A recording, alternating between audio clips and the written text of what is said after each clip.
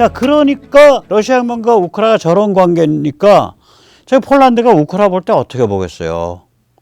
거기다가 이제 1943년에서 44년 사이에 우크라 민족주의 게릴라들이 있었는데 이게 우크라 민족주의다 보니까 어떨 때는 나치랑 손잡고 소련하고 싸우고 어떨 땐 소련이랑 손잡고 나치랑 싸워요.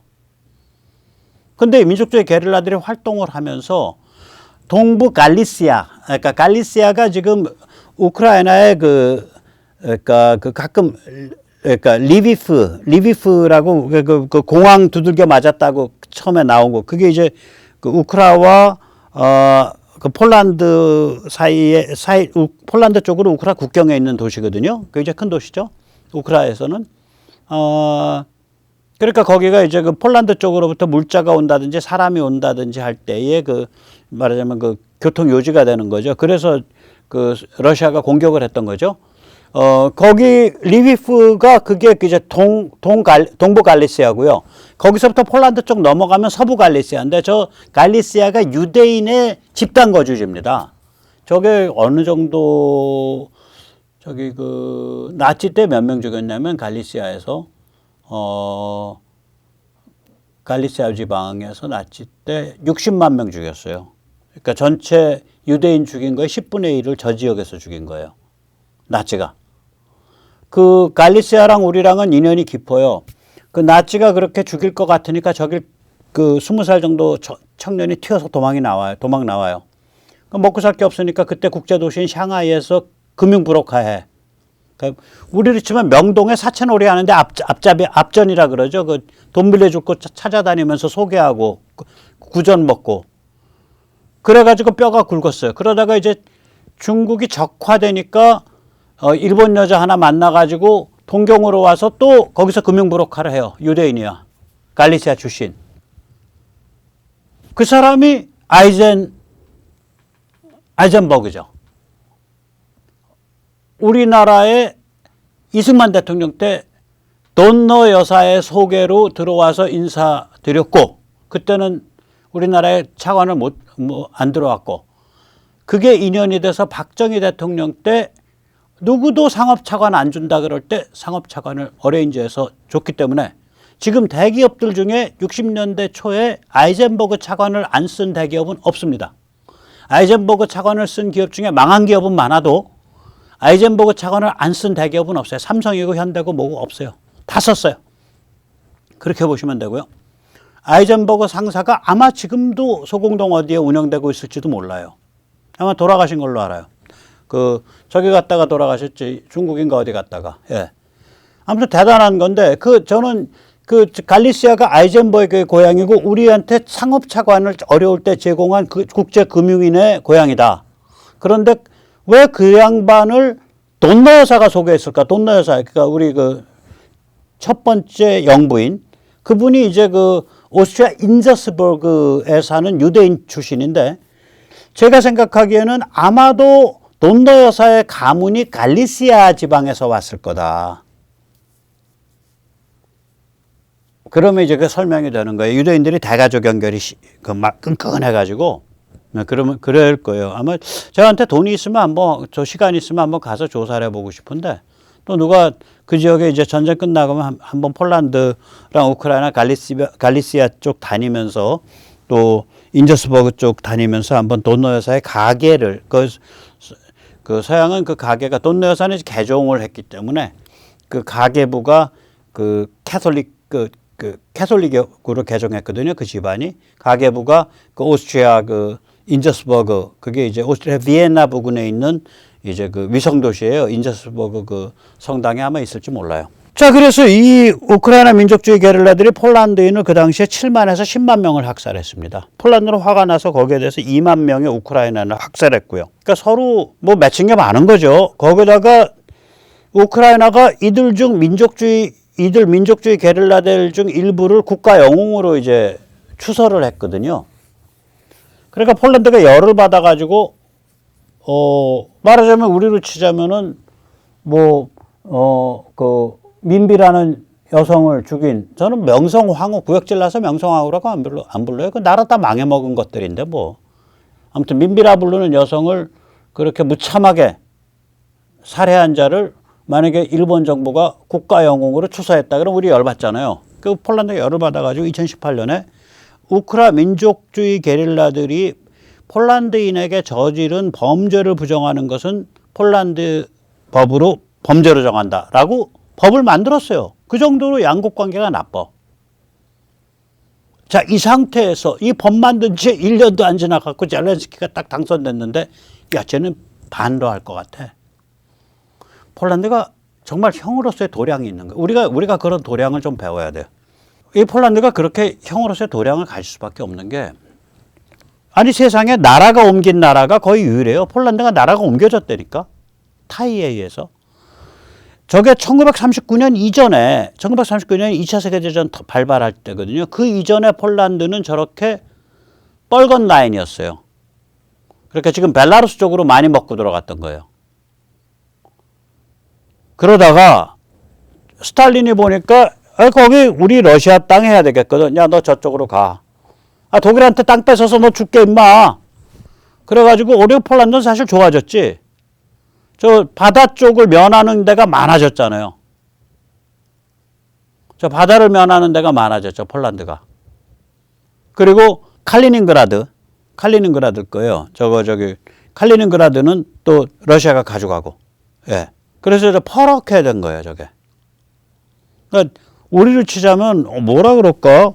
해방이 되면서 말하자면 뭐 평양에서 원산까지 금거 가지고 거길 쭉 밀고 내려오고 소련이 자기 땅이라 그러고 그리고 일본은 전쟁 졌으니까 야, 일본 kyushu 절반 내놔. 그 kyushu 절반 그거 대한민국 거야. 그렇게 그런 식으로 국경을 수술한 거예요, 저게. 그러니까 그 정도로 강대국한테 치면서 살아남은 민족이에요, 저 민족이. 그런데 지금 러시아가 지금 다음번에 이제 폴란드 입장에서는 폴란드 법과정의당이 똑똑한 당이에요. 딱 보니까 러시아가 지금 다음번에 우크라 완전히 먹을 것 같고 조지아 완전히 먹을 것 같고 그 다음에 폴란드 먹고 루마니아 먹고 이거 사고 치겠거든. 그러고 있는데 2019년에 우크라에서 이게 제대로 된 반도 그 천둥 벌거숭이 같은 배우가 대통령이 된 거야. 그냥 땡겨버린 거예요. 아까 이 그림이 예, 그 당시에 저 젤렌스키 되자마자 그냥 땡겨버린 거 폴란드가 저 역사적인 그 악감정을 다 눌러버리고. 예.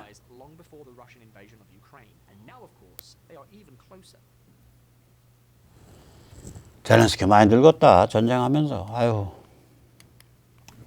자, 그래서 이제 2019년 5월서부터 젤렌스키 취임했던 전쟁 전까지 2022년 2월까지 약 3년에 걸쳐서 폴란드가 우크라이나를 많이 리드를 해줘요. 개혁은 이렇게 해라, 정책은 뭘 조심해라, 컨설팅 계속 해주면서. 그래서 폴우 연대가 이미 있었던 거예요. 요번에 뭐 전쟁 나서 한꺼번에 물자 준 게 아니에요. 3년 동안 무지하게 다져진 거예요, 저게. 그리고 그 다져진 거에 이니셔티브 물꼬는 누가 텄냐? 폴란드 같은 거예요. 틀 때 그런 우리의 한국과 일본 사이의 그런 감정 이런 거 다 눌러버리고 터버린 거예요. 야, 우리가 러시아 같이 상대해야 되는데 우리 이제 형제 나라다. 이러고 터버린 거야. 그래서 이제 보면은 이렇게 되어버린 거예요. 이제 전쟁이 딱 나고 나니까 아까 그렇게 지저분한 그림이 아니야. 지저분한 그림이 아니고 딱 여기서 표를 보시면 아시겠지만 친러인데 보수파리를 도덕적 보수를 파는 거는 보면은 정권 잡은 건 헝가리 하나밖에 없고요. 아까 말씀드린 그 이탈리아 보수 우파 그 연정에서 마이너 그룹인 이탈리아 리그가 저기 끼어 있어요. 저기는 완전히 러시아 간첩 같은 데예요. 그 다음에 체코의 극좌 극우 연대 찌개들이 있고요. 저기 맨날 데모하면은 우크라 빨리 손 빼고 빨리 우크라를 러시아에 넘겨라 이러고 데모하는 데고. 독일의 극우 찌개들이 또 데모해요, 요새. 여기도 이제 저기 우크라에서 손 빼고 빨리 이제 러시아에 넘겨라 이러고 데모해요. 그러니까 정말 물이 안 좋아진 거예요. 이제 없어, 저거밖에는. 그리고 이쪽으로 다 빠져나와 버린 거예요. 반러로. 물론 반러로 빠져나왔는데 이게 얼마나 보수주의적 그 도덕적 보수주의가 얼마나 강할 거냐는 앞으로 좀 두고 봐야 되지만 저는 상당히 낙관합니다. 맏형 따라서 갈 수밖에 없어. 맏형이 보여주는 저렇게 하니까 공화국이 강화되는구나. 맏형 폴란드가 아까도 말씀드렸잖아요. 유럽의 도덕적 보수주의 1번지입니다. 저기가. 오죽해서 도덕적 보수주의로 그냥 뻗대고 말을 안 들으니까 360억 유로의 폴란드 몫으로 할당돼 있는 돈을 EU가 지급을 안 하고 프랑스, 독일이 나서가지고 지급 안 하고 돈으로 압박한단 말이죠. 우리나라 돈으로 한 500조 원을 갖고 50조 원을 가지고 에스토니아, 라트비아, 리투아니아, 우크라이나가 전부 다 이제 반로죠. 완전히 반로죠. 그리고 체코슬로바키아까지도 완전히 이제 반로로 돌아섰죠. 그전엔 러시아랑 뭐 잘 지내면 좋지. 거기 가스도 뺏어 쓰고 뭐 좋았었어요. 그 다음에 아까 말씀드린 이탈리아 형제단체 조지 멜로니.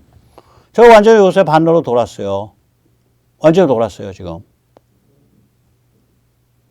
완전히 돌았습니다. 그리고 프랑스의 르펜. 저기도 반로로 돌았고요. 스웨덴의 사회민주당 저기도 반로로 돌았고요. 그러니까 유럽에서 뭐 도덕적 보수주의가 승리했기 때문에 앞으로 유럽이 뭐 반로에서 다시 친러로 갑니다. 이런 소리는 간첩이 하는 소리고 실제로는 전혀 상황이 그렇지 않습니다. 저 거대한 변화를 누가 만들어냈냐. 일단 도덕적 보수주의든 아니든 일단 반로로 다 모여. 집합하고 휘스를 쫙 분 게 폴란드인데 그 폴란드가 유럽의 도덕적 보수주의의 총원산지고 총대빵이기 때문에 결국은 형님 앞에 모였다가 형님 버르장머리 따라서 가는 거야 그냥. 저기 다 도덕적 반보수주의로 쫙 올라와요. 왜냐하면 그걸 해야 공화국이 강화되고 애국심이 강화되잖아요. 사회가 강화되고. 그러니까 그 길로 갈 수밖에 없는 거예요. 그래서 결국은 헝가리도 그 길로 오게 된다. 저 빅토르 오반 언젠간 쫓겨나고 뭐 마르발 닳도록 하는 거 아니잖아요. 건불 10년인데 그래서 우리가 동유럽 자유벨트 EEF라는 걸 제가 전에 무슨 뭐 12국 연대 뭐 이랬는데 그럴 필요 없겠더라고. 그냥 사람들 편한 이스턴 유로피언 프리덤 벨트 EEF 한번 생각해 보자 이거죠. 이 얘기 나오고 있어요 지금. 이런 용어는 꼭 아니지만 저 나라들로 유럽의 축이 옮겨오고 있다라는 그러한 커멘트들이 나오고 있어요 지금 벌써. 왜냐면 독일 요번에 망가졌고 프랑스 저거 웃기는 놈들이라는 거 다 보러가 났고 지금 저 폴란드랑 제일 가까운 나라는 영국이고 미국인데 미국의 바이든은 뭐 완전히 저기 그 글로벌리스트 이상한 그 무도덕을 국가 정책으로 펴면서도 전략적으로는 폴란드랑 가까워. 왜냐하면 폴란드랑 가깝게 노냐 안 노냐는 바이든이 결정하는 게 아니라 국무부, 국방부, CIA 정보계 통해서 결정하는 겁니다. 제가 말하자면은 현지 중심, 로컬리티 센터드 스트래티지, 현지 중심 전략을 짜는 그 지능적 그룹이 결정하는 거예요. 그 그룹이 결정을 해서 지금 저 동유럽 자유벨트와 군사지정학적으로 깊게 관계되어 있는 데는 어디냐? 영국과 저기 어디예요? 그 미국인데 저기에 이제 이탈리아가 붙었단 말이에요. 이탈리아가 붙었어요. 그러니까 독일과 말하자면 프랑스는 저걸 당해낼 방법이 없어요. 그리고 원래는 스페인이 프랑스를 좀 이렇게 좀 달래서 같이 가려고 그랬는데 프랑스랑 요새 스페인이 대판 싸움이 붙었어요. 이게 뭐냐면은 스페인은 알제리로부터 가스관이 스페인으로 건너와 가지고 그거를 유럽 전체에 깔고 싶어 해요. 그러려면 프랑스를 지나야 되거든. 프랑스 관심 없어. 우리는 화석연료 같은 거 이렇게 연결하는 가스 우리 땅에 못 지나. 이러고서 어깃장을 놓고 있어요. 프랑스가 지금. 그래서 그것에 대해서 독일도 그렇고 스페인도 그렇고 이를 갈아요. 프랑스는 자기들은 원자력 발전하잖아. 그러니까 유럽에서 원자력 발전소 짓는다 그러면 자기 장사할 기회가 있을 거라고 보는 거지. 그러니까 유럽에 알제리 가스가 많이 못 퍼지게끔 브레이크를 잡는 거죠. 근데 뭐 그거 나쁘지 않아요. 알제리라는 나라가 워낙 황당한 친중 국가여서 러시아에서 친중 북아프리카 독재 국가로 이제 가스선이 또 바뀌는 거라 그건 뭐 유럽 돈 많은데 우리 한참 지금 유럽보다 훨씬 어려웠을 때 우리는 이미 LNG를 썼는데 저기는 LNG 운반 저기 그 날짜도 짧잖아요. 한 일주일이면 오는데 아라비아만도 카타르나 혹은 나이지리아나 혹은 뭐 알제리나 일주일이 뭐죠. 그 LNG 그냥 쓰셔. 뭐 하러 다 가스 깔고 그래.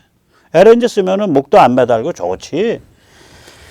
자, 그래서 맹주는 폴란드고요. 러시아가 패망을 하면 저 동유럽 자유벨트에 벨라루스가 조인을 하게 됩니다. 자유화돼서.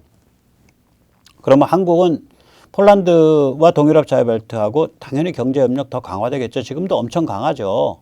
뭐 체코에도 공장 있고 폴란드에도 공장 있고 난리가 아니죠. 또 한국은 이 동유럽 자유벨트 폴란드를 중심으로 해서 군사 무기 협력 굉장히 강화되죠. 제가 참 이게 눈물이 핑 도는 그런 코멘트들을 가끔 그 영어로 된 유튜버에 붙은 그 댓글들에서 봐요. 그 댓글 중에 하나가 이런 말을 하더라고요. Korea is everything which Poland should be, but which she is not. 우리로 치자면 한국은 폴란드가 성취했어야 했던, 그러나 그중 어느 하나도 성취하지 못한 모든 것을 갖추고 있다. 우리를 참 부러워하더라고요. 눈물이 핑 돌 정도에 저기 나라가 막 쓸려갖고 땅이 이식을 하는 정도로 치였고 저기 엄청 죽었어요. 나치에 의해서 학살당하고 저기 뭐 소련에 의해서 학살당하고 양쪽에서 끼어갖고 제일 많이 학살당한 데가 폴란드랑 우크라이나예요. 그 학살 와중에 또 우크라이나 사람들이 폴란드를 학살했고 그래서 폴란드도 또 보복 학살했고 복잡한 데입니다. 자, 거기다가 한국은 푸틴 체제 제거 이후에 우크라 재건에 또 끼어들게 되겠죠. 뿐만 아니죠. 한국 입장에서는 푸틴 체제 제거 이후에 러시아 어떡할 거냐고. 노르트 스트림 다 끊겼고 이제 관은 폴란드랑 우크라이나만 지나는데 그거 관은 얇고 그 관 증설하는 거 분명히 폴란드 우크라이나가 오케이 안 해줄 거고 에너지는 팔아야 되겠고 그럼 플랜트 짓고 액화시설 짓고 쇠빙 LNG선 깔고 난리가 아니에요. 거기. 그 러시아 재활에도 우리가 뛰어들어야 돼요. 왜냐면 러시아가 그렇게 해서 좀 먹고 살만해져야 오히려 자유민주주의로 더 갈 뿐만이 아니라 그렇게 먹고 살만해져야 세계 에너지 시장이 안정된다고요.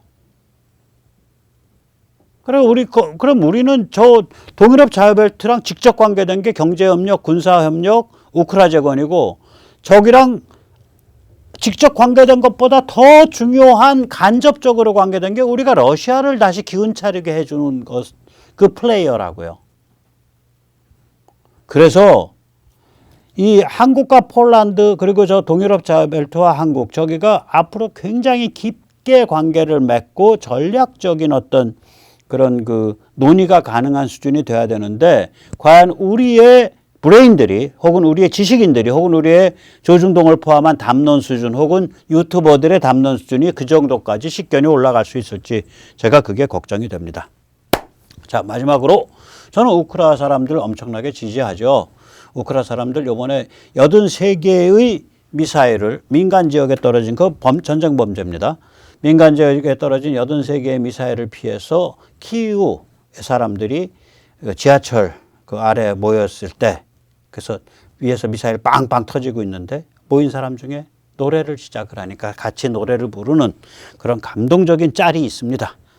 한 1, 2분 되니까 보십시오. 오늘 마지막 말씀입니다. 그리고 오늘 그 짤로 오늘 마감하겠습니다. 네, 감사합니다.